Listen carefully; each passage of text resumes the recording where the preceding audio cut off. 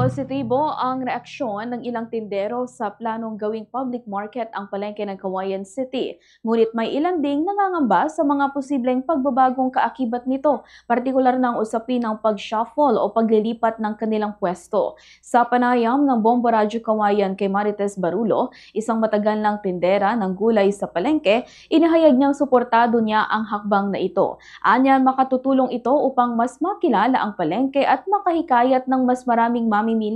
Gayunpaman, aminado siyang may pangamba pa rin sila dahil may mga naririnig silang posibilidad ng paglilipat o pag-shuffle ng kanilang mga pwesto. Hiniling ng mga tindero na magkaroon muna ng konsultasyon bago ipatupad ang anumang pagbabago. Mariing panawagan ng mga tindero ang pagkakaroon ng bukas na komunikasyon sa pagitan nila at ng pamahalaan. Nais nilang matiyak ng anumang pagbabago ay hindi lamang para sa ikagaganda ng istruktura ng palengke, kundi pati na rin para sa kapakanan ng mga maliliit na negosyante. Sa kasalukuyan, inaabangan ng mga tindero at mamimili ang magiging susunod na hakbang ng pamahalaan kaugnay ng planong ito. Sa kabila ng mga agam-agam, nananatiling bukas ang karamihan sa mga tindero basta't masiguro lamang na hindi maapektuhan ang kanilang kabuhayan. Ganito ang bahagi ng pagpapahayag ni Ginang Marites Barulo.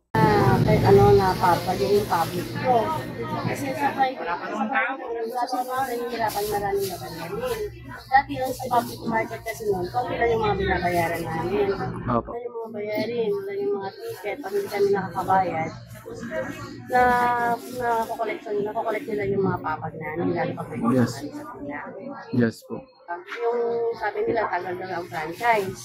Hindi rin kami kampante yun kasi may mga pag-uusapan pa yata sila dyan kasi wala pa naman final dyan. Opo. Kailangan namin malaman talaga na kailangan maging final na maging public market ang Cauayan. May public shop.